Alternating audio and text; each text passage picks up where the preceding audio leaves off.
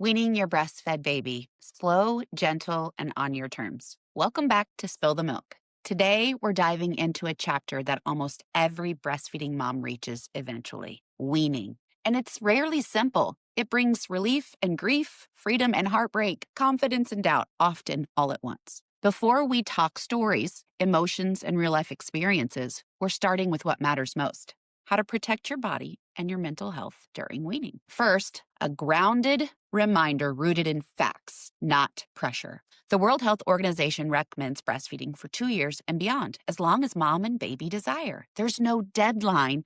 There is no should. There is no right age to stop. The right age is the age that works for you and your baby. So let's talk about it. Let's talk about how to wean safely, protecting your body.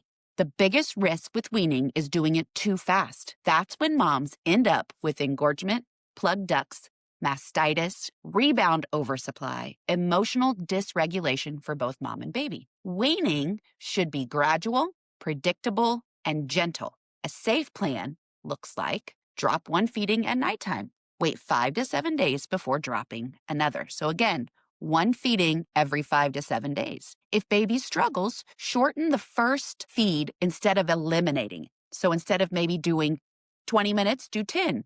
Use ice and loose bras. Never bind. If you feel a clog or if you get painfully full, remove just enough milk for comfort, not to completely soften. That just re-stimulates supply.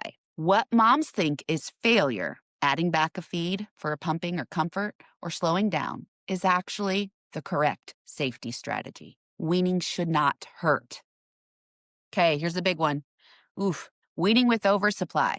If you have oversupply, you are not broken. Your body's just superly enthusiastic. But oversupply makes weaning trickier. The rule here is even slower.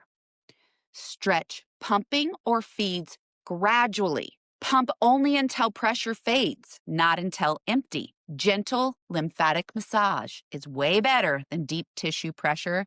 And of course, there's my favorite. That sunflower lecithin can help clog-prone moms if it's desired for you.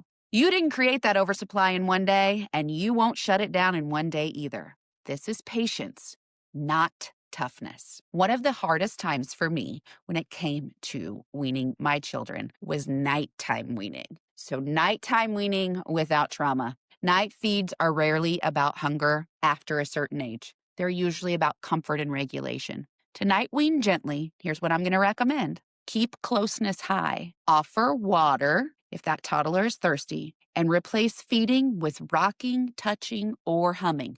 Now remember, this isn't for a baby under a year.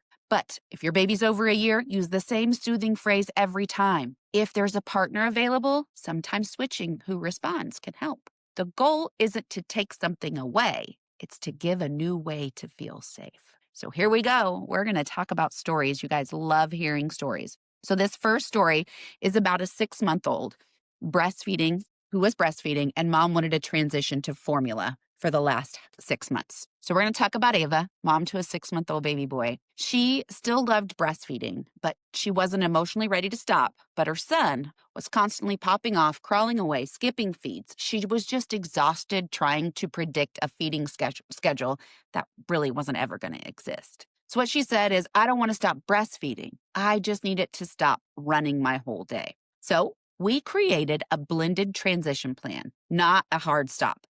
At 6 months, babies still need breast milk or formula as their primary source of nutrition. So our goal was to protect his intake, not replace breastfeeding with solids. Don't want to do that. Here's how her plan looked, okay?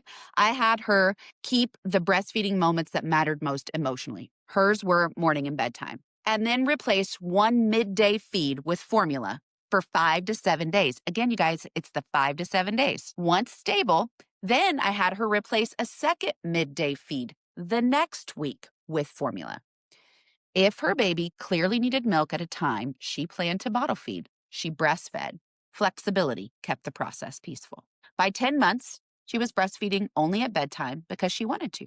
No pressure, no pain, no clogged ducts, no mastitis. She transitioned fully to formula near the last couple months of the baby's life. She said, I didn't lose breastfeeding. I just lost the pressure. The bond stayed. And that's what we were aiming for. So her story was really, really, really special in that she just wanted a little bit of her life back. And there's nothing wrong with that. We transitioned her safely into formula 5 to 7 days. Every 5 to 7 days, went back and said, okay, we're not going to remove milk at this time. We're going to do formula instead.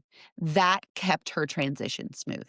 Now we're going to talk about a sweet 2-year-old. Are you ready? So, weaning a 2-year-old, no pressure for whole milk, and water is just fine. Now, let's talk about Sophia, mom of a 2-year-old, sweet little girl. She had so much hair.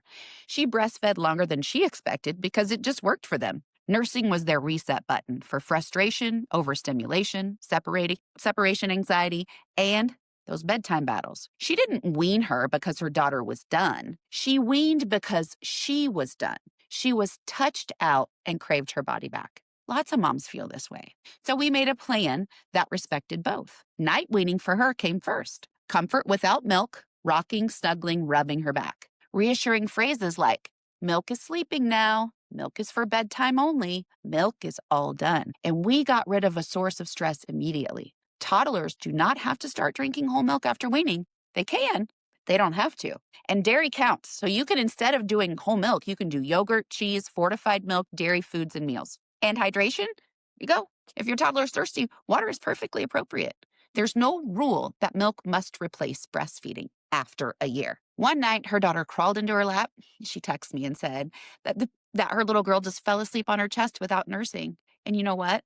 She told me she was sad. Not because she was like sad that her daughter didn't want her, but she learned her daughter didn't lose comfort. She found comfort in a different way. She said this to me, and I had to look it up again, but she said, breastfeeding wasn't the connection. It was a vehicle for connection. When we stopped, the connection stayed. That's the heart of toddler weaning. So here's what I want you to know. Weaning is not quitting. Weaning is not losing. Weaning is not the end of closeness. Breastfeeding is love. Weaning is also love.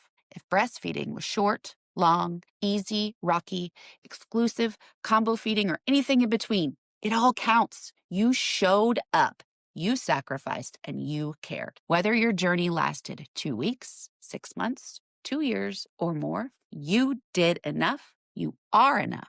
And your baby is so lucky to have you. I can't wait to see the comments on this post. Join me in my Patreon community. It will be linked in the description, where we're going to spend one whole week talking about weaning. Have a good one.